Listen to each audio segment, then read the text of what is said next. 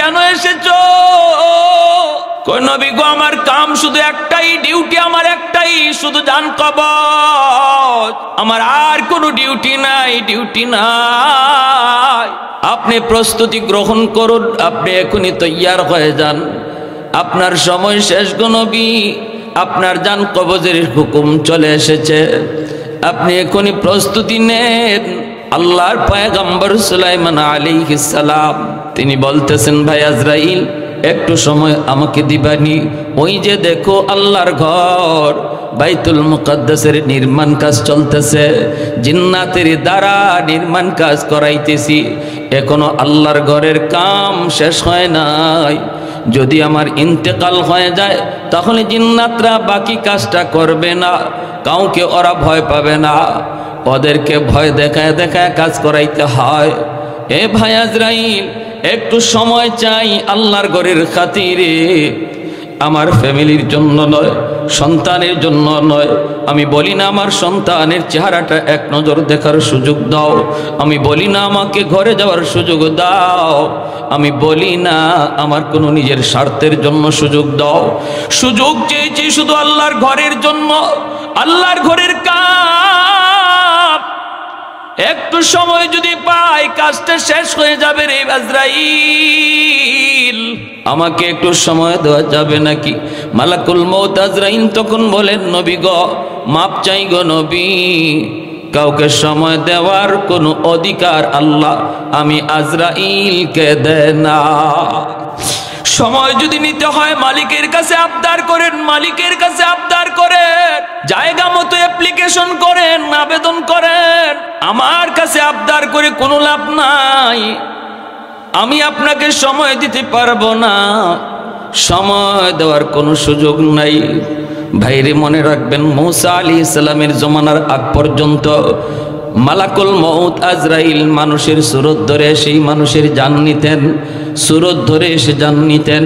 কিন্তু মূসা আলাইহিস সালামের জমানায় ঘটে গেল একটা ব্যতিক্রম ঘটনা। মূসা আলাইহিস সালামের কাছে তিনি এসেছিলেন জান কবজ করার জন্য। মূসা আলাইহিস সালাম তখন বললেন, ভাই আজরাইল তুমি যে আমার জান কবজ করতে এসেছো, হাত তোমাকে সাহায্য করবে না, আমার পা তোমাকে সাহায্য করবে না, আমার চোখ তোমাকে সাহায্য করবে না, কোনো অঙ্গ তোমাকে সাহায্য করবে না, কেমন করে তুমি আমার জান কবজ করবা? মালাকুল মউত আজরাইল তখন বলেন, আমি আমার মতো করে জান নিয়ে নিব, কেউ সাহায্য করুক আর না করুক আমি জান কবজ করে নিয়ে যাব। সাথে সাথে মূসা আলাইহিস সালামের গুসা উঠে গেল, গুসা উঠে গেল। তিনি একটা চর বসায় দিলেন মালাকুল মউত আজরাইলকে, এমন একটা চর বসায় দিছেন আজরাইলের এক চোখ কানা হইয়া নিজের হাতে চলে আসছে। তাহলে বোঝা গেলেন মূসা নবী নরম নবী না গরম নবী? খালি গরম নাকি বেশি গরম? এত গরম চুল টুপি ছিদ্র হইয়া দাঁড়ায় যাইত যখন গুসা হতেন। ওনার হাতের মধ্যে কি পরিমাণ জোর, এটা ফেরাউনেও টের পাইছে, ফেরাউনের বংশের এক লোকেও টের পাইছে, শেষমেশ আজরাইলও টের পেয়ে গেছেন। আজরাইল চোখ নিয়ে আল্লাহর দরবারে হাজির, ডাক দিয়া বলেন, মালিক কার দরবারে পাঠাইছো জান কবজ করার জন্য? আমার জানি তো যাওয়ার পালা ছিল, ঠিক না? আমি কি জান আনবো, আমার জান দেওয়ার পালা ছিল, কোন রকম বাইচা আসছি। আল্লাহ পাক রব্বুল আলামিন কয়, মূসা এমনটা কেন করছো? মূসা আলাইহিস সালাম কয়, আল্লাহ আমি আজরাইলকে জিজ্ঞেস করলাম, কেউ তো সাহায্য করবে না, হাত পা চোখ কান কিছুই তোমাকে সাহায্য করবে না, কেমনে জান নিবা? তোমার আজরাইলে কয় তার যেভাবে খুশি এভাবে নিব। সে যদি বলতো আমার আল্লাহ যেভাবে চায় সেইভাবে নিব, আমার কোনো আপত্তি ছিল না, ঠিক না? তার তো কোনো এখতিয়ার নাই জান কবজ করার, তার তো কোনো শক্তি নাই, তার তো কোনো ক্ষমতা নাই। তাহলে এই কথা কেন বলল? বলার তো কথা ছিল আমার আল্লাহ যেভাবে চায় সেভাবে। রব্বুল আলামিন তখন মালাকুল মউত আজরাইলকে বলতেছে, এ আজরাইল মূসা যা বলছে ঠিকই তো বলছে, ব্যস্ত তুমি লাগাইছো, ঠিক না? কথাটা এভাবে বলছো কেন? আজরাইল আলাইহিস সালাম কয়, মালিক বুঝছি আমার ভুল হয়েছে, তবে আমি এই কাম আর করতে রাজি না, আমার ডিউটি পাল্টাও। কেন? আজকে চর খাইছি, আগামীকাল কার বাড়িতে যাব জান কবজ করার জন্য? তার বাবারে সব সন্তানে মিলে আমার দল লাগাই ফেলবো। দরজা লাগাই যদি আটকায় তাহলে বড় বিপদ, কাজটা বেশি ভালো না। আল্লাহ আমাকে অন্য কোনো ডিউটি দাও, এই ডিউটি তুমি যাকে মন চায় তাকে দাও, আমাকে আর এই ডিউটি তুমি দিও না। এটা বড় বিপজ্জনক ডিউটি। কোথায় কোন জায়গায় আমি আটকা পড়ি এটারও ভয় আছে। রব্বুল আলামিন কয় আজরাইল থামো থামো, ডিউটি তোমারই করা লাগবে, তবে সিস্টেম পাল্টাবো। সিস্টেম কিভাবে? আর তোমাকে কেউ দেখবে না, অদৃশ্য অবস্থায় তুমি হাজির হবে, অদৃশ্য অবস্থায় তুমি জান কবজ করে নিয়ে আসবে। আজরাইল আলাইহিস সালাম কয় মালিক গালি শুনবে কে? জানটা নেওয়ার পরে আমাকে গালাগালি করে। আজরাইলের আর কোনো কাম নাই, আমার আব্বারে নিয়ে গেল, আমার সন্তানটারে নিয়ে গেল, যা খুশি গালাগালি আমাকে করে। রব্বুল আলামিন তখন কয় তাহলে এটারও ব্যবস্থা করতেছি। স্বাভাবিকভাবে মৌত হবে না, কোনো না কোনো একটা ওজোর দিয়া আমি জান কবজ করায় নিব। কারো জ্বর, মাথা ব্যথা, টাইফয়েড, স্ট্রোক, হার্ট অ্যাটাক, এরকম কোনো অসুবিধার মধ্যে অসুস্থতা দিয়া, কাউকে অ্যাক্সিডেন্টের মধ্যে ফালাইয়া, কোনো না কোনো একটা সুরতে, কোনো না কোনো একটা উসিলায় তারে অসুস্থ বানায়া আমি আল্লাহ আমার দরবারে নিয়ে আসবো। তুমি শুধু জানটা নিয়ে আসবা। কেউ বলবে না আজরাইল নিয়ে গেছে, কইব কেমনে মরছে, কই গাড়ি অ্যাক্সিডেন্টে মারা গেছে, কেমনে মরছে, স্ট্রোক করে মারা গেছে। আর তোমাকে কেউ দোষারোপ করবে না। আজরাইল আলাইহিস সালাম তখন ডিউটি হাতে নিলেন। ভাইয়েরা বন্ধুরা, সুলাইমান আলাইহিস সালামের জমানায় তিনি তো মানুষের সুরত ধরে যান কবজ করতে এসেছেন। আল্লাহর পয়গম্বর অনুমতি চান, কিন্তু তিনি তো অনুমতি দেন না। আল্লাহর কাছে আপনি সময় চান, আল্লাহর কাছে সময় চাইলেন, ডাক দিয়ে বলেন মালিক আমি তোমার ঘরের খাতিরে অল্প কিছু টাইম চাই। আল্লাহ যদি আমার এই মুহূর্তে জান কবজ হয়ে যায়, জিন্নাতগুলি তোমার ঘরের কাম তারা করবে না, অসমাপ্ত কাজ হয়ে যাবে। আল্লাহ আমাকে একটু সময় দেওয়া যায় কিনা? রব্বুল আলামিন কয় এ সুলাইমান, না না, যার যখন টাইম হয়ে যায়, ইযা জাআ আজালুহুম লা ইস্তাখিরুনা সাআতাও ওয়ালা ইস্তাকদিমুন। যার যখন টাইম হয়ে যাবে বিন্দু পরিমাণ এদিক সেদিক করা হবে না। টাইম হয়ে গেছে, তুমি রেডি হয়ে যাও। সুলাইমান আলাইহিস সালাম কয় মালিক তাহলে তোমার ঘরের কাম কেমন করে শেষ হবে? আল্লাহ পাক কয় সুলাইমান এই কাজটা কেমন করে শেষ হবে সেটা আমি আল্লাহ দেখতেছি। তোমার রূহ কবজ হয়ে যাবে, যেইভাবে তুমি দাঁড়ায় আছো এইভাবেই তোমার কবজ হয়ে যাবে। দেহটাকে আমি আল্লাহ মাটিতে ফালাবো না, এই দেহটাকে আমি আল্লাহ যেইভাবে লাঠিতে বর দেওয়া আছে এইভাবেই তোমার দেহটা রেখে দিব। জিন্নাতরা মনে করবে তুমি জীবিত, তুমি দেখতেছ, তুমি সব কাজ ফলো করতেছ, চোখগুলাও তোমার খোলা থাকবে, লাঠিতে বর দেওয়াও তোমার টিকি থাকবে। বডিটা আমি পচাবো না, গলাবো না, মাটিতেও ফালাবো না। জিন্নাতরা দেখবে তুমি সোজা দাঁড়ায় দাঁড়ায় কাজ দেখতেছ, যতক্ষণ পর্যন্ত কাজ শেষ না হবে আমি আল্লাহ তোমার মৃত দেহটাকে এইভাবেই দাঁড় করায় রাখব। আর একটু জোরে কই সুবহানাল্লাহ। এটা আল্লাহর পক্ষে সম্ভব কিনা? আল্লাহ পারেনি না পারে না? এই ক্ষমতা আল্লাহর আসেনি না না? কাদিরে কুদরত দারি বরকামাল, আনতা রাব্বি আনতা হাসবি যুল জালাল, আনতা রাব্বি আনতা হাসবি যুল জালাল। আল্লাহ পাক চাইলে সব পারে। মানুষ যা পারে না পারে কে? মানুষ যা দেখে না দেখে কে? মানুষ যা শুনে না শুনেন কে? আমার ভাইয়েরা বন্ধুরা, যুবক, যেই মাত্র আল্লাহর পয়গম্বর আল্লাহর কাছ থেকে এই পদ্ধতিটা তিনি জেনে গেলেন, সাথে সাথে তিনি বলেন মালিক আমি রাজি। আমি তো মরণ ডরায়া পিছপা হই নাই, কারণ মুমিনের জন্য মরণ কোনোদিন ভয়ের বস্তু নয়। মরণকে ভয় পায় বেঈমান, মরণকে ভয় পায় কাফির কুফার। মুমিন মরণকে ভয় পায় না, কারণ আল্লাহর নবী বলেন তুহফাতুল মুমিনে আল মাউত, মুমিনের জন্য মরণ হলো আল্লাহর পক্ষ থেকে উপহার। কাফির কুফফার মরণকে ভয় পায়, ভয় পায়, কারণ মরণের পরে ওদের কোনো জীবন নাই। মরণের পরে ওদের শুধু শাস্তি আর শাস্তি, শাস্তি আর শাস্তি। জাহান্নামের আগুনে ওদের জ্বলা ছাড়া কোনো উপায় নাই। আর মুমিনকে আল্লাহ বলি, বান্দারে তুমি তো ইমানদার, দুনিয়ার জন্য তুমি হলে বর, দুনিয়ার জন্য তুমি হলে বর। বেদিন বেঈমানগুলি তারা হলো বরযাত্রী। বিয়ে বাড়ি হলো দুনিয়ার এই জীবন ব্যবস্থা। মুমিন সে হলো বর, আর বেদিন বেঈমান হলো বরযাত্রী। বলুন তো বিয়ে বাড়িতে বর কি বেশি খায় না বরযাত্রী বেশি খায়? আপনাদের এলাকায় আসেনি জানে?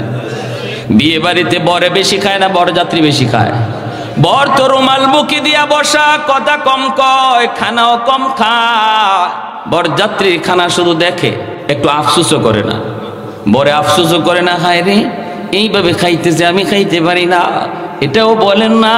কেন বলে না? কারণ তার চিন্তা হলো আজকের দিন আমার খাওয়ার দিন নয়, আজকের দিন হলো বরযাত্রীর খাওয়ার দিন। আর তাদের খানা শুধু একদিন, আমার খানা একদিন নয়। আমার খানা আজকে থেকে এই বাড়িতে শুরু হবে আর শেষ হবে না। আমার জন্য খাবার বাসর ঘরে সাজানো, আমার খাবার এই বাড়িতে আজ থেকে শুরু। বাসর ঘরের খানা বরযাত্রীর কপালে নাই। এজন্য বর আফসোস করে না, এই বাড়ির আজকের দিনের খানা বরযাত্রীর খানা, আর আগামীকাল থেকে খানা শুরু হলো বরের। ছোট্ট মোরগ বড় মোরগ সব মোরগ বরের জন্য, ঠিক কিনা? যেটা কক কক কয় এটাও বরের ফেটে যাবে, যেটা চেউ চেউ কয় এটাও বরের ফেটে, ঠিক কিনা? কিন্তু বরযাত্রী একদিন ইচ্ছা মতো খায়। বাড়িওয়ালাও খাওয়ায়, বাড়িওয়ালাও খাওয়ায়, নে খা, আরো দেও, আরো দেয়, পাতিল উল্টায় দেও, বাটি উল্টায় দেও। আমার বিয়েতে আমার এক দোস্ত গেছিল, অসুবিধা দিতেছে আপনাদের? আমার দোস্ত আমারে কয় কি, দোস্ত তোমার বিয়েতে গেলাম, আমারে চামচ দিয়া গোশত দেয়। তো আমি বললাম তো চামচ দিয়েই তো সবাই গোশত দেয়। দুধ মিয়া আমি কি সেই রকম দোস্ত নাকি? হ্যাঁ, আমি বললাম তো তারপরে দিলাম ইচ্ছা মতো একটা ধমক। চিনো আমারে? আপনি কি? কই যে রুমাল মুখে দিয়ে বসা, তোমার কি হয়? কয় দুলাভাই। কয় তোমার দুলাভাইয়ের ক্লোজ ফ্রেন্ড, এক বিছানায় ঘুমাইছি সারা জীবন, একই ক্লাসে পড়ছি, এরকম বন্ধু আমি, আর তুমি আমার চামচ দিয়ে ঘুষ দাও না? চামচ সরাও, বাটি ঢাইলা দাও, বুঝে আসছে? মানে বল, গোস্তের বল ঢাইলা দাও। আমি বললাম দোস্ত দিছে? কয় না দোস্ত, কল লগে লগে দেরি নাই, একদম বল ঢাইলেই দিছে। খাইছ? জনমের খাওয়া খাইছি। আমারে কয় দোস্ত মাঝে মাঝে আমি তোমার দিকে চাই হাসি, তুমি আমি কি খানাটা খাইতেছি আর তুমি এখনো রুমাল দিয়ে বসা, তোমার সামনে কিছু দেই না। মাঝে মাঝে আমার মনে হয়েছে কি আজকে মনে হয় তুমি আমাকে উসিলায় খাইতে আইছো। আমি বাহ ভালো দিকো, তোমাকে উসিলায় আমি খাইতে আইছি। কই এমনই তো মনে হইল, যা খানা দিতেছে খালি আমাদেরকেই দেয়, তোমার দিকে যাই না।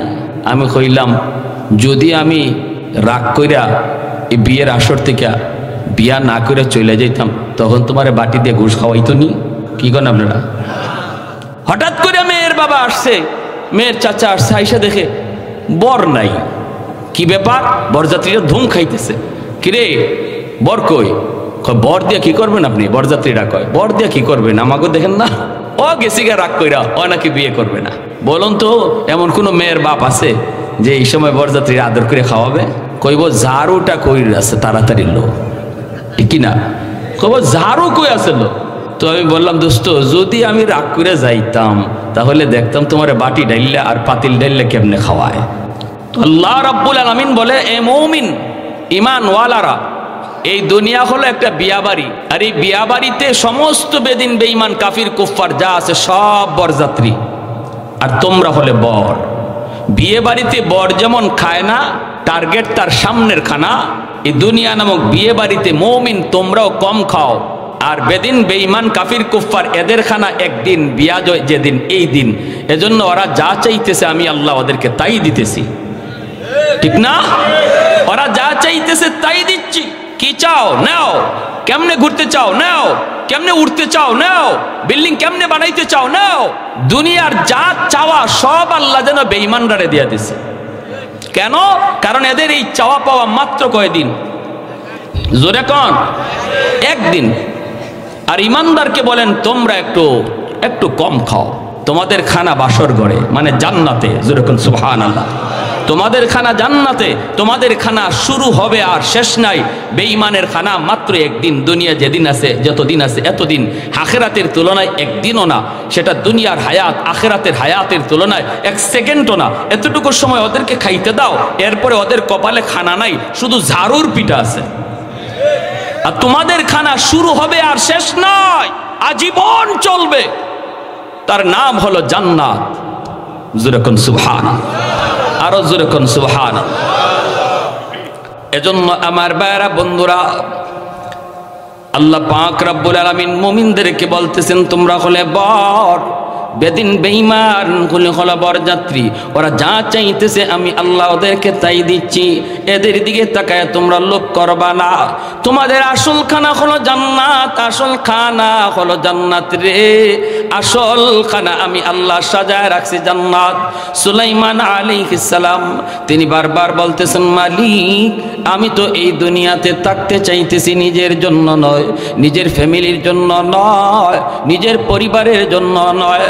আল্লাহ আমি তো চাই তোমার সাথে সাক্ষাৎ, তোমার সাথে সাক্ষাৎ। এরপরও একটু সময় চাইলাম শুধু তোমার ঘরের খাতিরে।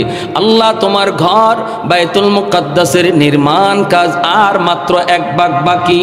এই 1 ভাগ কাজ যদি সমাধা হয়ে যায় তাহলে আর কোনো আমার টেনশন নাই। তুমি যখন কাজের জিম্মাদারি নিয়েছো তাহলে আমি সুলাইমানের মরতেও এখন কোনো অসুবিধা না। আর একটু জোরে সুবহানাল্লাহ। আল্লাহ পাক রব্বুল আলামিন সুলাইমান আলাইহিস সালামকে ওইভাবেই লাঠিতে দাঁড় করায়া তিনি রাখলেন রে যুবক। জান কবজ হয়ে গেল। আল্লাহর পয়গম্বর দাঁড়ায় আছেন, চোখটা দিয়ে তিনি তাকায় আছেন, বডিটা এইভাবেই দাঁড়ানো। বলুন তো তিনি জীবিত নাকি মৃত? মৃত। ওই অবস্থায় জিন্নাতগুলি তাকায় দেখতেছেন নবী তাকায় রইছেন, এমন ভাবে তাকায় রইছেন পলক ফিরায় না। জিন্নাতের সরদারে কই কিরি নবী এভাবে তাকায় রইছে, মনে হয় ডিউটির বড় চাপ পড়ছে। ডাইনে বামে তাকাবি না, দ্রুত কাম কর, সন্ধ্যা হয়ে গেছে, নবী রেস্টে যায় না। জিন্নাতগুলি সরদারকে কয় সরদার কি ব্যাপার, নবী তো রেস্টেও যায় না, আজকে ঘটনা কি? সরদার কয় মনে হয় আল্লাহর ওয়ার্ডার, খুব তাড়াতাড়ি কাম শেষ করা লাগবে, রাত দিন কাম করো। জিন্নাতরাও রাত দিন কাম করে, নবীও যায় না, তিনিও তো দাঁড়ায় আছে রে যুবক। এমন ভাবে দাঁড়ায় দেখতেছে, আল্লাহর নবী দেখতেছেন। ওই দিকে দেখা যায় জিন্নাতরাও কাম করে। দীর্ঘ 1 বৎসর চলে গেল, জিন্নাতরা তাদের কাম শেষ করল, আল্লাহর ঘরের কাম শেষ হলো। তাকায়া দেখে নবীর দেহটাও মাটিতে পড়ে গেল। দৌড়ায় জিন্নাতেরা কাছে আয়, বডির মধ্যে হাত লাগায় জিন্নাত একজন আরেকজনের দিকে চেহারার দিকে তাকায় আর বলতেছে দোস্তু। বডির কন্ডিশনে কয় নবী এখন মরে নাই, বহু আগে মারা গেছে। ওই যে দেখো যেই লাঠিতে তিনি হেলান দেওয়া ছিল, লাঠিটা দেখা যায় গুন পোকায় খেয়ে ফেলছে, অনেক জায়গা গুন পোকা খেয়ে ফেলছে। তাহলে বোঝা গেল ইনি আজকে মারা যায় নাই। কবে মারা গেল তোমরা একটু তালাশ করো রে। সাথে সাথে তারা একটা ভালো লাঠির মধ্যে একটা গুন পোকা লাগায় দিল। এই পোকাটায় লাঠিটা একদিনে যদ্দুর পরিমাণ খায় এই হিসাব করে জিন্নাতরা বের করেছে নবী আরো 1 বৎসর আগে ইন্তেকাল করেছে। আল্লাহু আকবার। ভাইয়ের জন্য বলতেছিলাম কার মরণ কখন কেউ জানে না, কেউ জানে না। আমার মরণ কখন কেউ জানে না রে যুবক। যৌবনে কত যুবক কবরে চলে গেল, বাবার আগে কত সন্তান আপনাদের এলাকাতেও হয়তো কবরে গেছে, দাদার আগে কত নাতি চলে গেল। এজন্য আমার আপনার যেই সকল মুর্দেগান কবরে শায়িত, বিশেষ করে যাদের বাপ মা কবরে শায়িত, আল্লাহ পাক রব্বুল আলামিন বলে আনিশকুরলি ওয়ালি ওয়ালিদাইক, আমি আল্লাহর শুকরিয়া আদায় করো, সাথে সাথে বাপ মার শুকরিয়া আদায় করো, কারণ আমি আল্লাহ হলাম খালিক, আমি হলাম মালিক, এজন্য আমার শুকরিয়া আদায় করো। দুনিয়ায় পাঠানোর মাধ্যম বানাইছি তোমাদের মা, মাধ্যম বানাইছি তোমাদের বাবা, এজন্য বাপ মার শুকরিয়া আদায় করো। যাদের বাপ মা কবরে চলে গেছে করব কি, আমলগুলা করব কি? বনু তামিম গোত্রের একজন যুবক আমার নবীর সামনে হাজির হলো একটা প্রশ্ন নিয়া। প্রশ্নটা হলো, ইয়া রাসূলুল্লাহ, ওগো নবীজি, আমি যখন ছোট্ট ছিলাম একমাত্র বাপ মার সন্তান, আমার কোনো ভাই নাই, কোনো বোন নাই, আমি ছোট্ট, বাবা কষ্ট করে করে সংসার চালাইছেন, কোনো রকম বাবা ইনকাম করে করে সংসার চালাইছেন, কষ্ট করে করে চলেছি, কোনোদিন একবেলা খাইছি, কোনোদিন খাই নাই।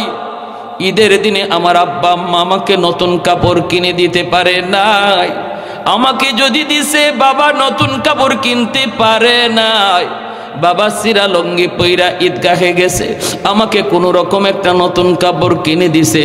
ওগো আল্লাহর নবী, আমি দেখেছি কি কষ্ট আমার মা করেছেন, আব্বা করেছেন। আজ আমার মা, আজ আমার বাবা অন্ধকার কবরে শায়িত। আল্লাহ আমাকে ধন দিয়েছে, দৌলত দিয়েছে, সম্পদ দিয়েছে, আজকে আমার কোনো সম্পদের অভাব নাই, কোটি কোটি টাকার মালিক, চতুর্দিকে আমার ব্যবসা বাণিজ্য।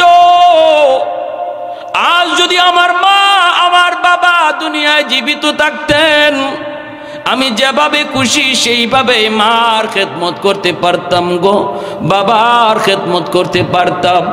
কিন্তু মায়ার নবী গো, এই কথা যখন আমার মনে হয় আমার কলিজা ফেটে যায়। হায় রে, আমার আব্বা সেরা লঙ্গি পরে ঈদের নামাজে গেছেন, আজ যদি বাবা থাকতেন বাবাকে 1000 টাকা দিয়ে লঙ্গি কিনে দিতে পারতাম, আমার মাকে 1000 টাকা দিয়া শাড়ি কিনে দিতে পারতাম। আল্লাহ আমাকে তৌফিক দিয়েছে, কিন্তু সুযোগ দেয় নাই। ওগো নবীজি, সুযোগ দেয় নাই। আমার মা, আমার বাবা তো আজ কবরে শায়িত গো নবী। এই টাকা দিয়ে কোন আমি কার খেদমত করব? কারে আমি কাপড় কিনে দিব? কারে আমি লুঙ্গি কিনে দিব? কারে শাড়ি কিনে দিব? এই টাকা দিয়ে আমি কার খেদমত করব? আমার কষ্ট হয়, রাতে ঘুমাইতে পারি না। আমাদের মধ্যে এমন সন্তান বহু পাওয়া যাবে, এক সময় ছোট্টবেলা খুব গরিব ছিলাম, বাবা মা কষ্ট করেছে, কিন্তু সন্তানকে আল্লাহ আজকে অর্থ দিয়েছে, সম্পদ দিয়েছে, কিন্তু বাপ মার খেদমত করার সুযোগ নাই। আমার ভাইয়েরা, বন্ধুরা, যুবক আল্লাহর নবীর কাছে ডাক দিয়া কয়, ইয়া রাসূলুল্লাহ, ওগো নবীজি, আমি আপনার কাছে জানতে চাই গো নবী, কবরে থাকার পরও আমার বাপ মার সেবা করা যাবে কিনা, আমার বাপ মার খেদমত করা যাবে কিনা, আমার কবরে শুয়ে থাকা আব্বা আম্মার খেদমত করার সুযোগ আমার আছে কিনা। আল্লাহর নবী যুবককে সান্ত্বনা দিতেছেন। নবী তারা মাথায় হাত বোলায় বলতেছেন, রে যুবক, শান্ত হও, আর কেঁদো না, চোখের পানি ঝরায় না। আমি নবী তো জন্মের আগেই বাবা পাই নাই, কিছু বুঝ হওয়ার পর মাও হারাইছি। আমি নবী ও মার খেদমত পারি নাই, বাবার খেদমত করতে পারি নাই। রে যুবক, আমি এতিম, তুমি তো বাপ মা পাইছো, আমি তো পাই নাই। এরে যুবক, 5টা আমল যদি তুমি করো, কবরে শুয়া শুয়া তোমার বাপ মা তোমার খেদমত পাইতে থাকবে। আর একটু জোরে বলেন কয়টা আমল? একটু জোরে বলেন কয়টা আমল? এটা আমার নবীর হাদিস। কার হাদিস? আমার নবীর হাদিস। আল্লাহর নবী ওয়াজ করতেছেন একা, শ্রোতা ও নবীর সামনে মাত্র একজন। এত দামি একটা ওয়াজ মায়ার নবী করলেন, শ্রোতা মাত্র নবীর সামনে কয়জন? একটু জোরে বলেন কয়জন? এজন্য ভাইয়েরা মনে রাখবা, ওয়াজ নসিহতের ভিতরে কতজন শ্রোতা আসলো সেটা ইখলাসের বিষয় নয়। একজন মানুষও যদি বয়ান থেকে হেদায়েত পেয়ে যায়, আজকের যুবকদের মাহফিল করানো সার্থক। হাজার হাজার লক্ষ লক্ষ মানুষের জমাত, কিন্তু একজন মানুষও হেদায়েত নিয়ে যাইতে পারে না। শুধু রং ঢং দেখা সময় কাটায় গেল, কোনো লাভ নাই, লাভ নাই। অল্প মানুষের ভিতরে যদি একজন মানুষও দিল থেকে কথাগুলো নিয়ে বাড়ির দিকে রওনা দে আর আমলের নিয়ত করে সে উঠে মাহফিলে বইসে যদি এক ফোঁটা চোখের পানি ফালায়া আল্লাহর কাছে তওবার নিয়ত করে, এই মাহফিলে আমাদের আসাটাও সার্থক, আপনাদের বসাটাও সার্থক, মাহফিল কমিটির মাহফিল করানো সার্থক। ভাইরা আমার, আল্লাহর নবী একা, শ্রোতা নবীর সামনে মাত্র একজন। মায়ার নবী বলে, যুবক 5টা কাজ তুমি করো, 5 কাজ করলে তোমার আব্বা আম্মার খেদমত কবরে পৌঁছে যাবে। 1 নাম্বার হলো আসসালাতু লাহুমা, বাবা মার জন্য বেশি বেশি করে তুমি দোয়া করো। যেই দোয়াটা আল্লাহ কোরআনের মধ্যে নিজে শিখিয়ে দিয়েছেন। আল্লাহ পাক রব্বুল আলামিন বলে, ওয়াকুর রাব্বিরহামহুমা কামা রাব্বায়ানি সগীরা। রব্বুল আলামিন পবিত্র কোরআনের সূরা বনী ইসরাঈল বলেন, এরে আল্লাহর বান্দা একটু মনোযোগ দিয়ে শোনো। বাপ মার আলোচনা করতে যে আল্লাহ বলেন, ওয়াকাদা রাব্বুকা আল্লা তা'বুদু ইল্লা ইয়্যাহ ওয়া বিল ওয়ালিদাইনি ইহসানা ইম্মা ইয়াবলুগান্না ইনদাকাল কিবারা আহাদুহুমা আও কিলাহুমা ফালা তাকুল লাহুমা উফ ولا تنهرهما وقل لهما قولا كريما واخفض لهما جناح الذل من الرحمة وقل رب ارحمهما। আমার সাথে সবাই পড়েন, ওয়াকুর রাব্বির হামহুমা কামা রাব্বায়ানি সগীরা।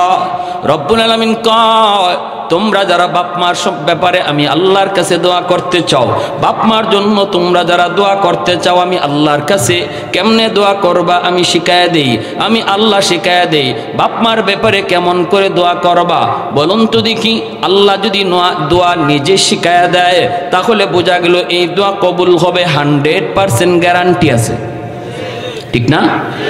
ফ্যাক্টরির মালিক, আপনি ফ্যাক্টরিতে চাকরি নিতে গেলেন, শয়ে শয়ে যুবক চাকরি নেওয়ার জন্য দরখাস্ত দিবে। মালিক যদি তোমাকে ডাক দিয়ে বলতেছে, রে যুবক বাড়ি কোথায়? বলে কবিরাজপুর। কও কি তুমি?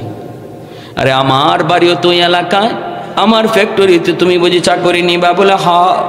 তাহলে আসো, আমি তোমাকে অ্যাপ্লিকেশন শিখায় দেই, দরখাস্ত শিখায় দেই, আমার কাছে কেমন করে দরখাস্ত লিখতে হয়। মালিক যদি তোমাকে নিজেই দরখাস্ত শিখায় দেয় তাহলে বোঝা গেল আর কারো চাকরি হোক না হোক তোমারটা হবে 100%। আওয়াজ দিয়া বলেন ঠিক কি না? আর একটু জোরে বলেন ঠিক কি না? আল্লাহ পাক কয়, যুবক যদি তুমি বাপ মার জন্য দোয়া করতে চাও, কেমন করে আমি আল্লাহর কাছে দোয়া করবা? তুমি বলো, রব্বির হামহুমা কামা রাব্বায়ানি সগীরা। আল্লাহ, আমার আব্বা আম্মা শিশুকালে আমাকে যেই রকম আদর করেছেন, যেই রকম মায়া করেছেন, আল্লাহ তুমি আমার আব্বা আম্মারে কবরে ওই রকম আদর কইরো, মায়া কইরো। সুবহানাল্লাহ কইতেন না? দেখেন কি দোয়াটা আল্লাহ শিখাইছে। আল্লাহ কয়, বান্দা শিশুকালে তোমার মা তোমার বাবা কি পরিমাণ মায়া তোমারে করছে তুমি জানো না? আমি আল্লাহ জানি। শিশুকালে তোমার মা তোমার বাবা কি পরিমাণ দরদ ভালোবাসা তোমারে দিছে রে বান্দা, তুমি বুঝো নাই, তুমি তখন দেখলো, এখন ইয়াদ নাই। আমি আল্লাহর সব কিছু ইয়াদ আছে। এজন্য আমার কাছে যখন দোয়া চাইবা তখন বলবা, আল্লাহ আমার আব্বা আম্মা শিশুকালে আমাকে যেই রকম মায়া করছেন, যেই রকম আদর দিছেন, আজকে কবরে আমার আব্বা আম্মারে তুমি ওই রকম মায়া কইরো। কারণ শিশুকালে কি পরিমাণ আদর, শিশুকালে কি পরিমাণ আদর, কি পরিমাণ মায়া, কি পরিমাণ মহব্বত। একজন মা, ভাইরে, বিশ্ব মা দিবস পত্রিকার ভিতরে একটা বাস্তব ঘটনা আমি পড়েছি। একজন যুবক তার জীবনের কাহিনী লিখছে। যুবক বলতেছে আমার মা আমাকে কোনো রকম কষ্ট করে করে লেখাপড়া করাইলেন। জন্মের কিছুদিন পরেই আমার আব্বা মারা গেলেন। এরপরে আমার মাকে বাপ মা নানা নানি নিয়ে যাওয়ার জন্য বারবার চেষ্টা করেছেন, কিন্তু মা যায় না। মা কয়, না গো বাবা, অন্যত্র আমি বিয়ে বসবো না। আল্লাহ আমাকে একটা মানিক দিয়েছে, আমি আমার মানিকের চেহারা দেখে জীবন যৌবন কাটায় দেব, আমি আর কোথাও যাব না। স্বামীর সংসার ছেড়ে, স্বামীর বাড়ি ছেড়ে আমি আর কোনো কোথাও যাব না। ও দুনিয়ার মানুষ, আমার মা আমাকে লইয়া স্বপ্ন দেখা জীবন যৌবন কাটায় দিল। প্রাইমারি স্কুলে আমি লেখাপড়ায় ভর্তি হলাম। আমি একটু যখন বুঝি তখন দেখি আমার মার একটা চোখ নাই, বিশাল একটা গর্ত, একটা চোখ নাই। দেখলে বড় ভয় লাগে, বিশ্রী লাগে। মা আমাকে স্কুলে দেখতে আসে। আমার সহপাঠীরা কয়, তোর আম্মারে স্কুলে আসতে নিষেধ করবি, কারণ চেহারার দিকে তাকাইলে ভয় লাগে, ভয় লাগে। মাকে বললাম, মা তুমি স্কুলে যাইও না। কিন্তু মা কই, বাজান রে, ও বাজান, সারাটা দিন যদি তোমাকে না দেখে আমি মা থাকতে পারি না। এই দুই জমিনে আমার আর কেউ নাই, আর কেউ নাই, একমাত্র আমার কলিজার টুকরা ধন। আর জমিনে কেউ নাই আপন বলতে রে বাবা। সারাদিনে একবার না দেখলে আমার কলিজা ছানছান করে, এজন্য তোমাকে দেখতে আসি। স্কুল জমানায় মা দেখতে যায়, হাই স্কুলে ছেলে ভর্তি হয়েছে তাও মা দেখতে যায়। ছেলে নিষেধ করে মা নিষেধ মানে না। কলেজে গেল সেখানেও ছেলেকে মা দেখতে যায়। এই ছেলে বলে আমি ঢাকা ইউনিভার্সিটিতে ভর্তি হলাম। আমার মা মানুষের বাড়িতে কাম করে করে, কখনো আমার নানা নানির কাছ থেকে ধার এনে এনে, মামা মামির কাছ থেকে ধার এনে এনে, আত্মীয় স্বজনের কাছ থেকে ভিক্ষা করে করে আমার লেখাপড়া করায়, লেখাপড়া করায়।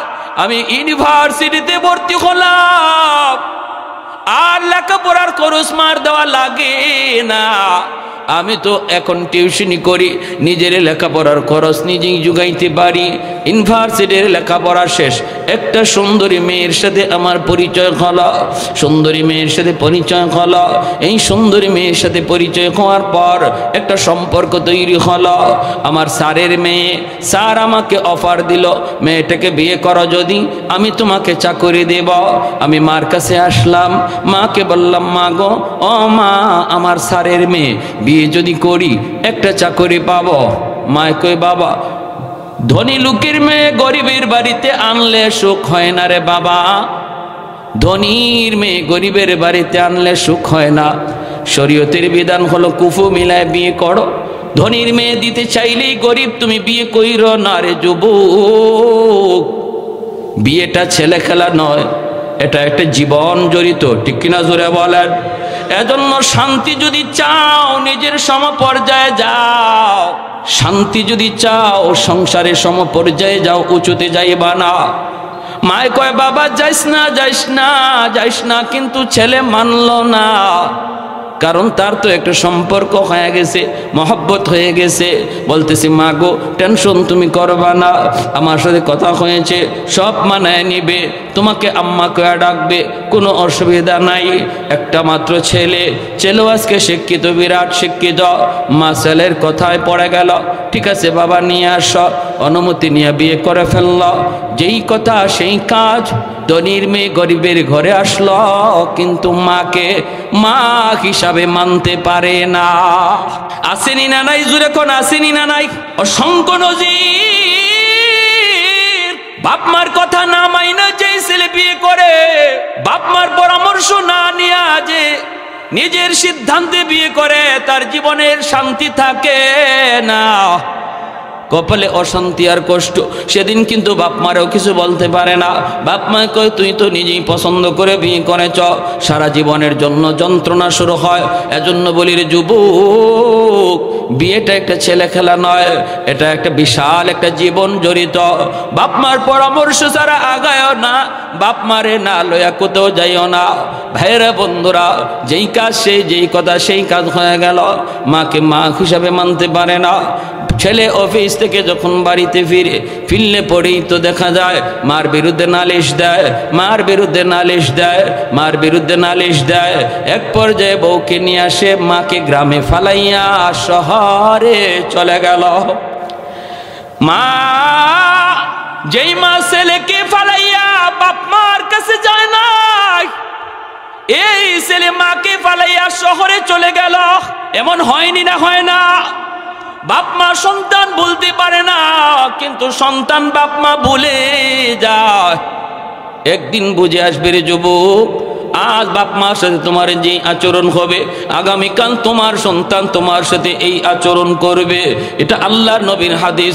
নবী বলেছেন সমস্ত গুনার শাস্তি আল্লাহ পরকালের ময়দানে দিবে, কিন্তু একটা গুনার শাস্তি আল্লাহ দুনিয়াতে নগদ দেয়। উকুকুল ওয়ালিদাইন ফাইন্নাহু ইউআজ্জালু লিসাহিবিহি ক্বাবলাল মামাত।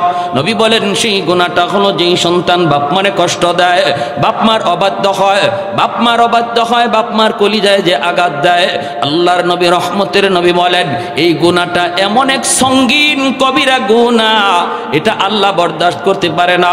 কারণ আল্লাহ পাক বাপ মার স্থান আল্লাহ তার পরেই রেখেছেন। যত জায়গায় আল্লাহ তার হকের কথা বলেছেন সেখানেই বাপ মার হকের কথা বলেছেন। পবিত্র কোরআনের সূরাতুল লুকমানের আয়াত আমি তেলাওয়াত করেছি, আনিশকুরলি ওয়ালি ওয়ালিদাই। আল্লাহ বলে আমি আল্লাহর শুকরিয়া আদায় করো, সাথে সাথে কয়ে বাপ মার শুকরিয়া আদায় করো। পবিত্র কোরআনের সূরা বনী ইসরাঈল আল্লাহ বলে ওয়াকাদা রাব্বুকা আল্লা তা'বুদু ইল্লা ইয়্যা ওয়া বিল ওয়ালিদাইনি ইহসানা। একমাত্র গোলামি চলবে আমি আল্লাহর। এরপরে আল্লাহ কয় বাপ মার সাথে ভালো আচরণ করো। প্রতিটা জায়গার মধ্যে আল্লাহ পাক তার হুকুমের পর বাপ মার কথাটাকে আল্লাহ এনেছেন রে যুবক। এজন্য যেই ছেলে বাপ মার সাথে বেয়াদবি করে আল্লাহ এটা বরদাস্ত করতে পারে না। এর শাস্তি হাসরের মাঠে পরকালে তো হবেই, কিন্তু দুনিয়াতে আল্লাহ নগদ দিয়া দেয়।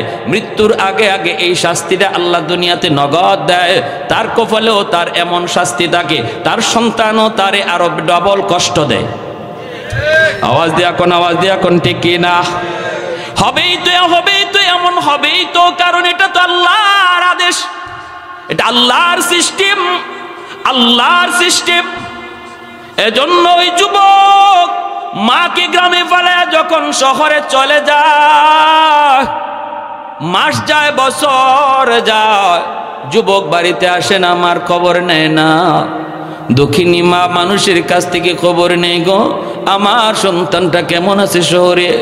মানুষেরা কয় দেখেছি তো ভালো অফিসার র্যাঙ্কে আছে।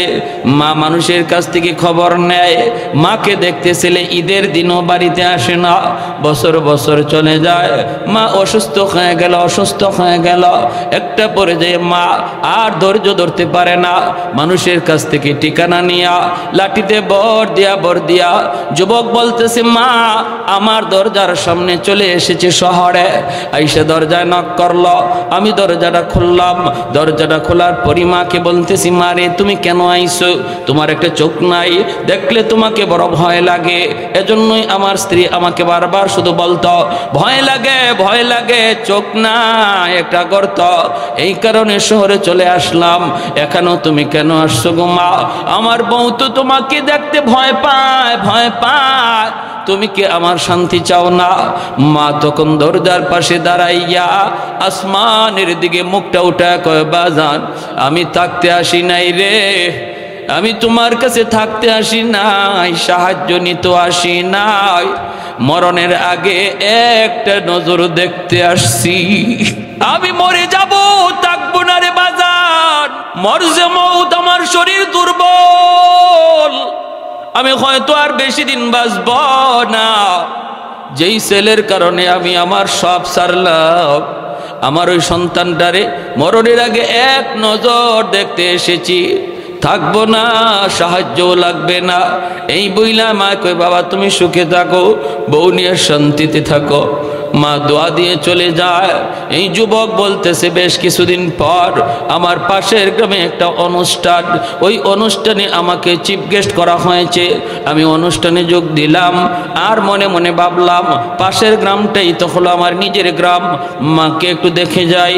আসছি মাকে দেখার জন্য। বাড়িতে আইসা দরজার পাশে মাকে ডাক দিলাম, কিন্তু দরজা বন্ধ, কেউ দরজা খুলে না, কেউ দরজা খুলে না। মা কয়া ডাকি, কেউ দরজা খুলে না। হঠাৎ করে একজন মহিলা দরজাটা খুলল। দরজাটা খুলতেই আমি কই আমার মা কই? ওই মহিলায় কয়, বাবা তুমি বুঝি এই বাড়ির সাহেব? বলে হ।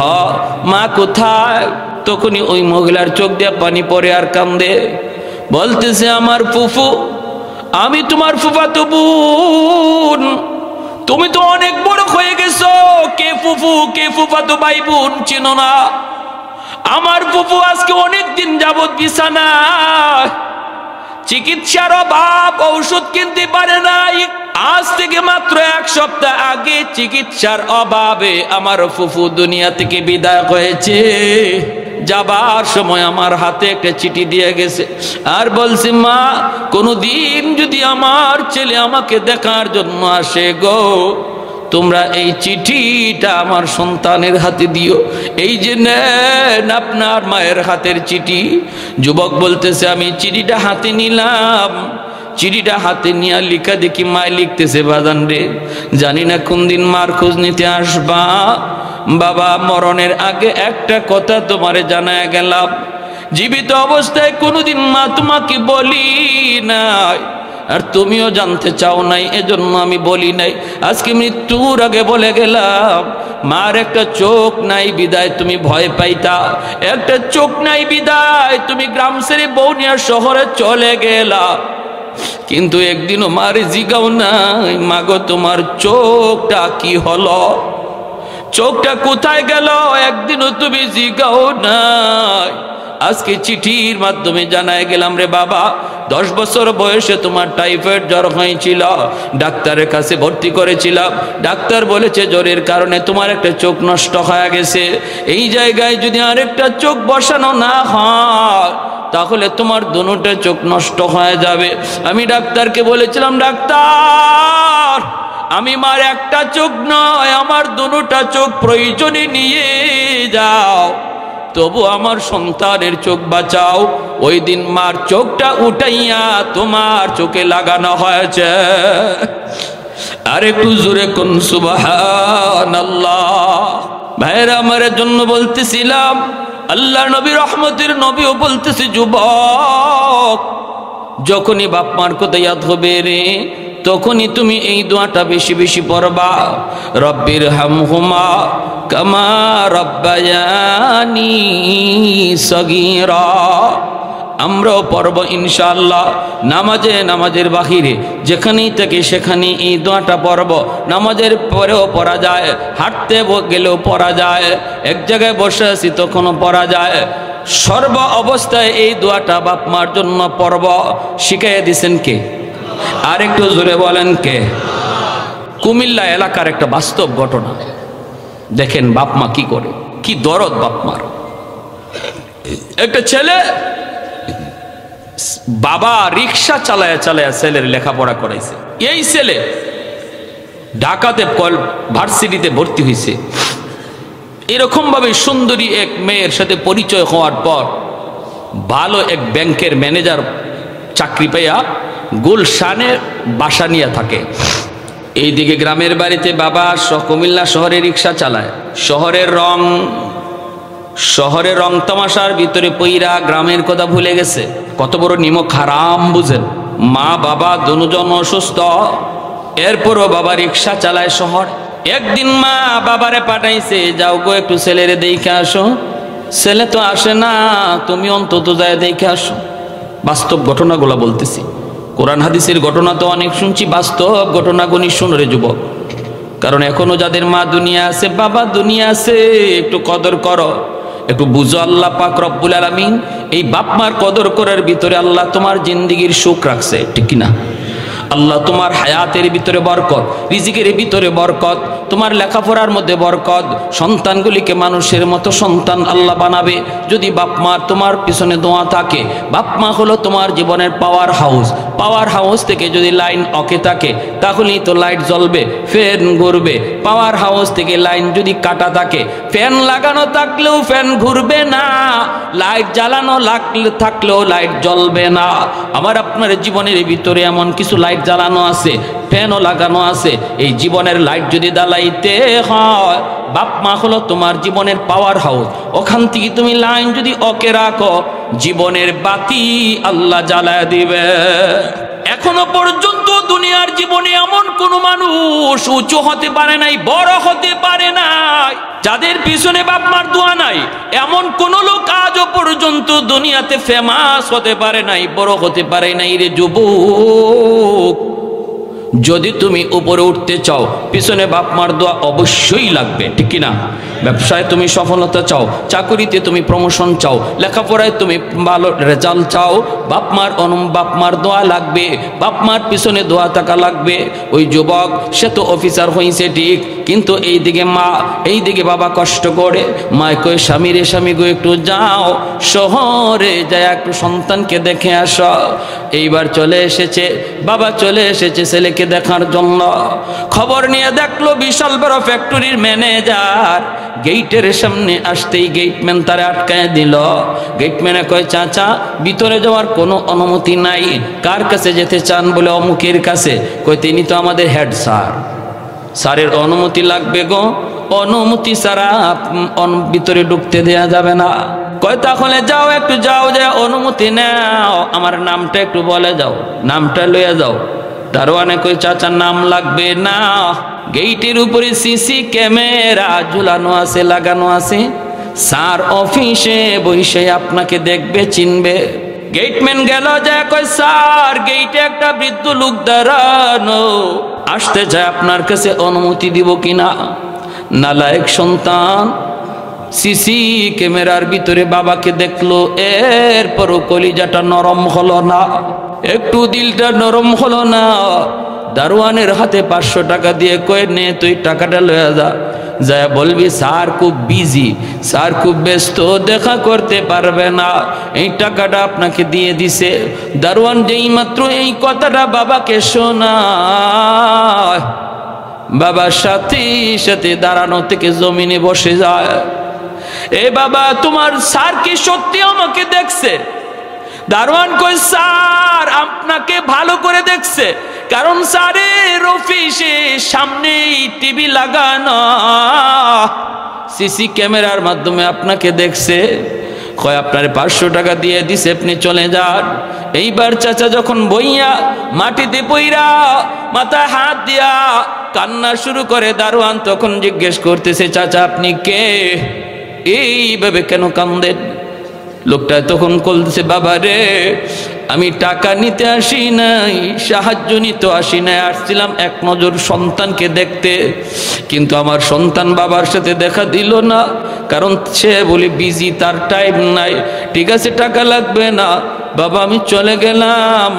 দারোয়ান তখন জড়ায় দইরা কই, চাচা মনে কষ্ট নিবেন না, আমার স্যার মাসে 50,000 টাকা বেতন পায়, আর আপনারে দেয় 500 টাকা, আমি মাত্র 5,000 টাকা বেতন পাই, প্রতি মাসে 2,500 টাকা বাপ মার জন্য গ্রামে পাঠায় দেই গো।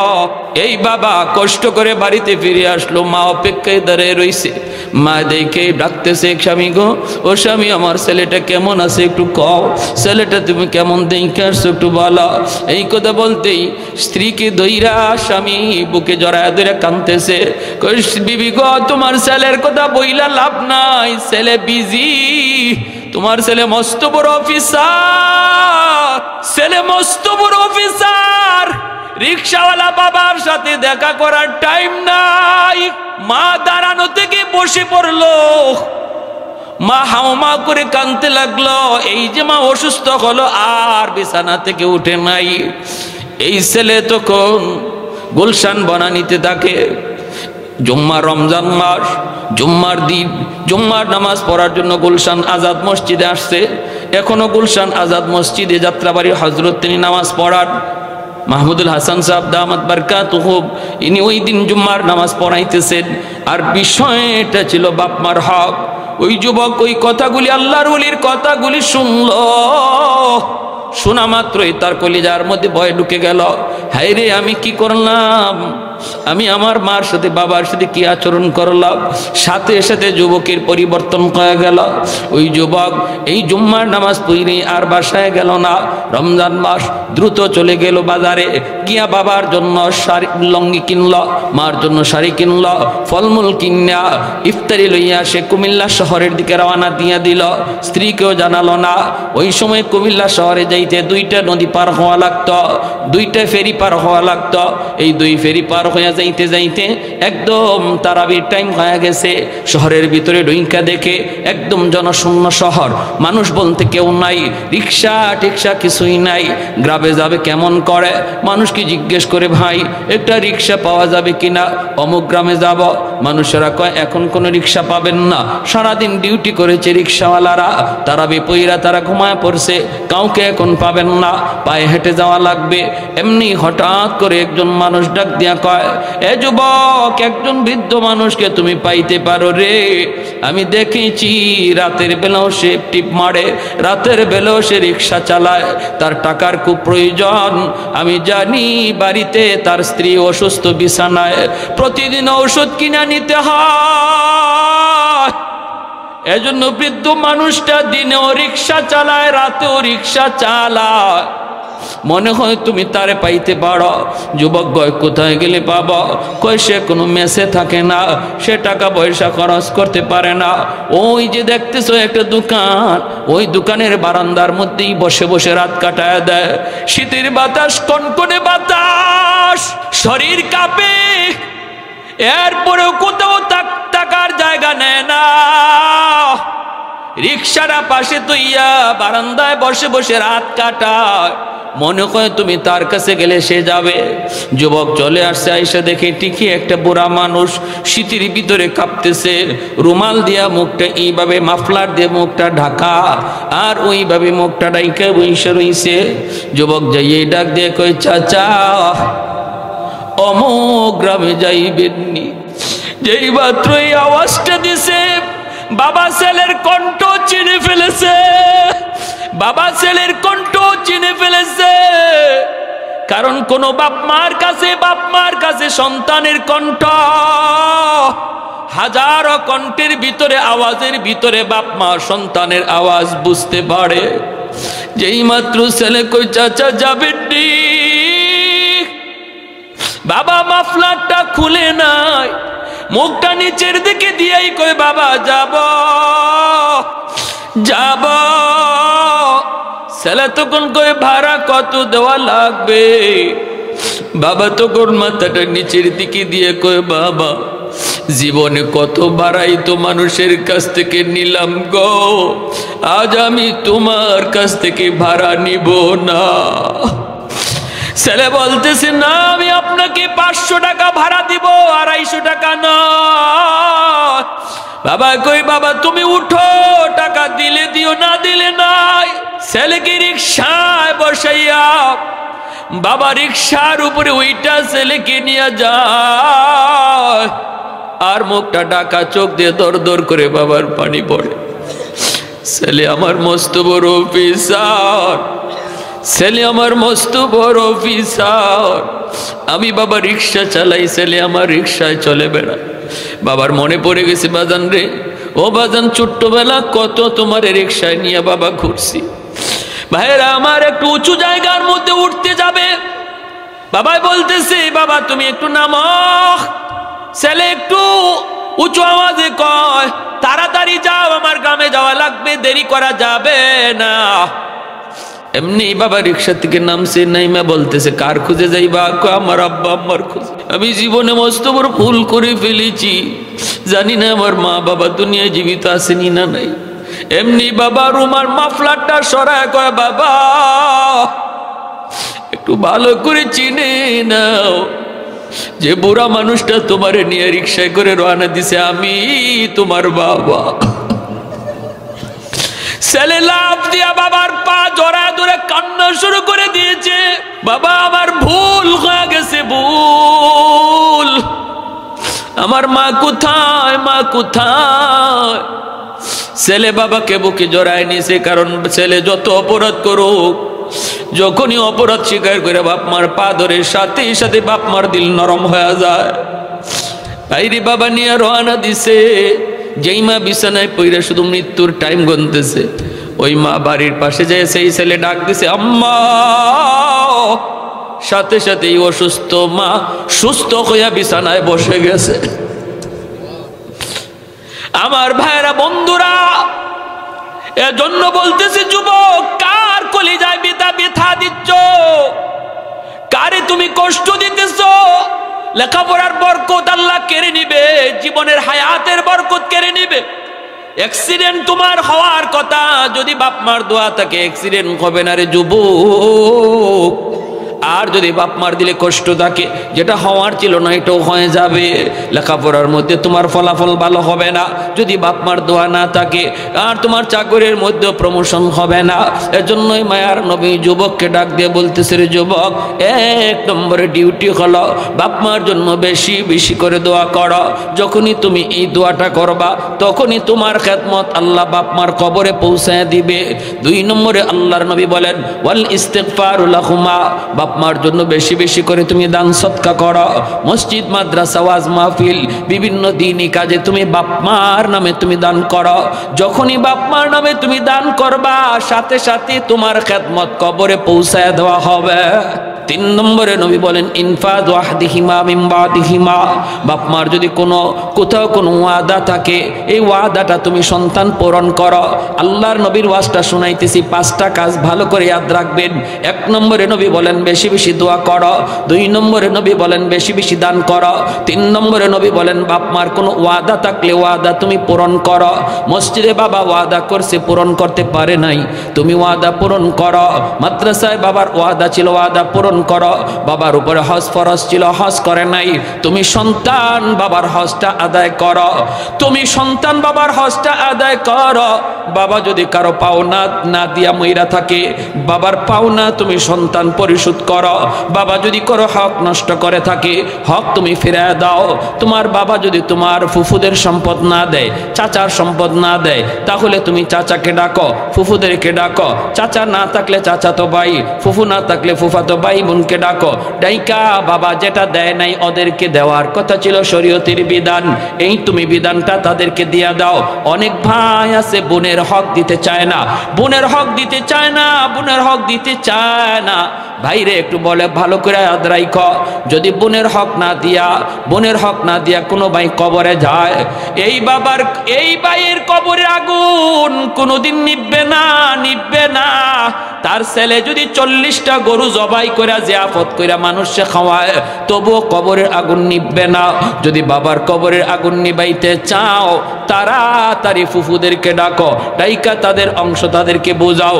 তোমার কোনো চাচারে যদি তোমার বাবা ঠগায় থাকে, চাচার অংশটা তাড়াতাড়ি ফেরত দাও, নতুবা বাবার কবরের আগুন নিভবে না। ভালো করে আপনারাও মনে রাখবেন, যদি মেয়ের হক আপনি না দিয়া কবরে যান, অথবা মেয়েকে ঠগান, ছেলেদেরকে লেখা দিয়া দেন, এই ছেলেদেরকে লেখা দিয়া গেলেন মানে জাহান্নাম নিজে কামাই করে নিলেন, জাহান্নামের আগুন আপনি নিজের হাতে লেখা নিলেন। যদি ছেলেদেরকে সম্পদ লেখা দেন, মেয়েকে ঠগান, জাহান্নামের আগুন আপনি নিজে লেখা নিয়ে নিলেন। আল্লাহর বান্দা, যতদিন পর্যন্ত আপনার সন্তান এই হকটা আপনার মেয়েকে না দিবে, আপনার ছেলেরা যদি আপনার মেয়েকে এই হক না দেয়, আপনার কবরের আগুন এমন কোনো মানুষ নাই, এমন কোনো আব্দুল কাদের জিলানী, মঈনুদ্দিন চিশতি নাই, আপনার কবরের আগুন নিবাইতে পারে। অতএব এমন কাম কেউ করবেন না, আল্লাহর দোহাই। কারণ আপনার ছেলেদের এই বুঝটা নাও আসতে পারে, এরা ফেরত নাও দিতে পারে। আর আমি আপনাদেরকে বলবো, যারা সন্তান যদি বাবা এই ভুলটা কইরা থাকে, আল্লাহর দোহাই, গরু জবাই কইরা মানুষে খাওয়ানোর আগে হকটা ফিরায় দাও, আগে মানুষের হকটা ফিরে দাও। ভাইরা বন্ধুরা, একতেই নবী বলেছেন। তারপরে নবী বলেন, সিলাতুর রাহমিল্লাতি লা তুসালু ইল্লা বিহিমা, তোমার বাবার যারা আত্মীয় স্বজন আছে রে যুবক, বাবার আত্মীয়দেরকে বেশি বেশি তুমি খোঁজ খবর নাও, বাবার আত্মীয় স্বজনের খবর নাও, সুখে দুঃখে তাদের পাশে থাকো। বাবার আত্মীয় হলো চাচা, বাবার আত্মীয় হলো ফুফু, চাচাতো ভাই বোন, ফুফাতো ভাই বোন, ওদের খোঁজ খবর তুমি নাও।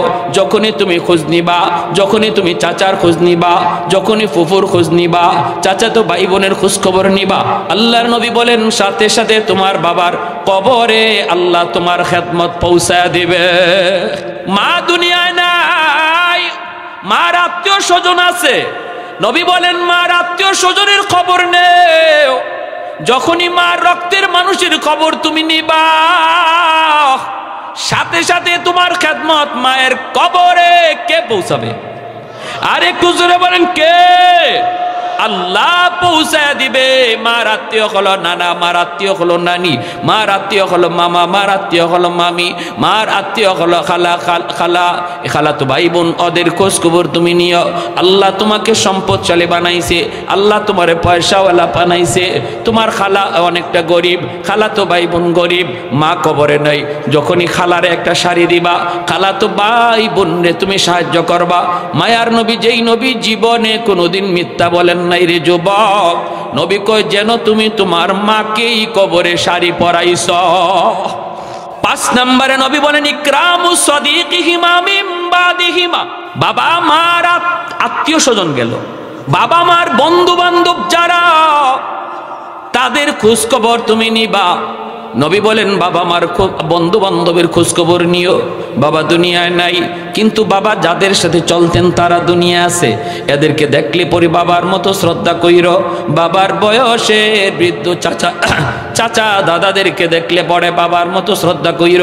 মুরব্বীদেরকে তুমি যত বেশি শ্রদ্ধা করবা, তোমার বাবা কবরে বৈশা বৈশা তোমার খেদমত পাবে। কারণ বাবার বয়সের মানুষগুলা এখনো জীবিত। নবী বলে যখনই বাবার বয়সের মানুষকে শ্রদ্ধা করবা, সেবা করবা, তাদেরকে কিছু সাহায্য করবা, যেন তুমি কবরে বাবাকেই সাহায্য করছ। নবী বলে মা নাই, মার বান্ধবী যারা আছে, মার বয়সের যেই মানুষগুলি আছে, মার বয়সের যেই মহিলারা আছে, ওদেরকে পাইলে পরে মার মতো শ্রদ্ধা কইর, মহব্বত কইর রে যুবক। ঘরে ডাক দিয়া ঘরে আইন, চাচি গো, আম্মা থাকতে আপনি কত বাসায় আসছেন, কত বাড়িতে আসছেন, মা আপনারে পান খাওয়াইছে, চা খাওয়াইছে। আজ আমার মা নাই, কিন্তু আপনি আসেন আমার বাড়িতে, একটু বসেন, এক কাপ চা খাওয়া যান। ঈদের দিনে ওই চাচির একটা শাড়ি দেন, একটা পান খাওয়ায় দেন। মায়ার নবী দয়ার নবী কইরে উম্মত মনে রাখো, এই খবরটা আল্লাহ নগদ তোমার মার কবরে পৌঁছে দেয়। আর তখনই আল্লাহ জান্নাতি কাপড় তারে পরায়া দেয়। তাহলে কি বুঝলাম রে ভাই? 5টা আমলের কথা নবী বলেছেন। কয়টা আমলের কথা? জোরে কর। 5টা আমলের কথা বলেছেন। বেশি বেশি দোয়া করা। দোয়া কখন করব? নামাজ পইরা না নামাজ না পইরা? নামাজ পইরা দোয়া করব। এরপরে নবী বলেন আরেকটা আমল, জুম্মার দিন কেউ বাপ মার কবর জিয়ারত করতে বলবা না। মান যারা কবর আবাওয়াইহি ফি কুল্লি জুমাতিন গুফিরা লাহু কুতিবা বাররান। আবু দাউদ শরীফের riwayat। নবী বলেন জুম্মার দিন কোন বাপ মার কবর যদি সন্তান জিয়ারত করে, তাহলে এই সন্তান দুনিয়াতে যদি ইচ্ছায় অনিচ্ছায় বাবারে কিছু কষ্ট দিয়া থাকে, প্রতি জুম্মার দিন কবর জিয়ারতের উসিলায় আল্লাহ পাক এই সন্তানরে মাফ কইরা বাধ্য সন্তানের তালিকায় দিয়া দেয়। জুম্মার দিন কবর জিয়ারত কঠিন কাজ না সহজ কাজ? জোরে বলেন কঠিন না সহজ? এজন্য আমার ভাইয়েরা বলতেছিলাম, বেশি বেশি করে বাপ মার জন্য দোয়া করো। নামাজ পইরাই দোয়া, রব্বির হামহুমা। ইমাম সাহেব হুজুর দোয়া করবে, রব্বির হামহুমা কামা রব্বায়ানি সগীরা। আপনারা শুধু আমিন বলবেন না, আপনারাও ইমাম সাহেবের সাথে সাথে বলবেন, রব্বির হামহুমা কামা রব্বায়ানি সগীরা। ইমাম সাহেব দোয়া করতেছে, আল্লাহ আমার আব্বা আম্মার উপর রহম করো। আপনিও মুখে মুখে বলবেন, আল্লাহ আমার আব্বা আম্মার উপরে রহম করো। ঠিক না ভাইয়েরা? বন্ধুরা, এইভাবে দোয়া করবেন, এইভাবে দোয়া করবেন। কত যুবক বাবা মার কবরের পাশ দিয়া চইলা যায় গান গায়া গায়া, বন্ধুদের সাথে আড্ডা দিয়া দিয়া কবরের পাশ দিয়া চইলা যায়। একটু দিলের ভিতরে বাপ মার কথা ইয়াদ হয় না। কেন ইয়াদ হবে? কারণ শিশুকালে তার কলিজায় কোরআন ঢুকানো হয় নাই, শিশুকালে তারে দিন শিখানো হয় নাই, শিশুকালে তারে মাদ্রাসায় পড়ানো হয় নাই। এজন্য মনে রাখবা বাবা, সন্তান আপনার কবরের পাশ দিয়া গান গায়া গায়া যাবে নাকি কোরআন তেলাওয়াত করবে, সিদ্ধান্ত নিবেন এখন।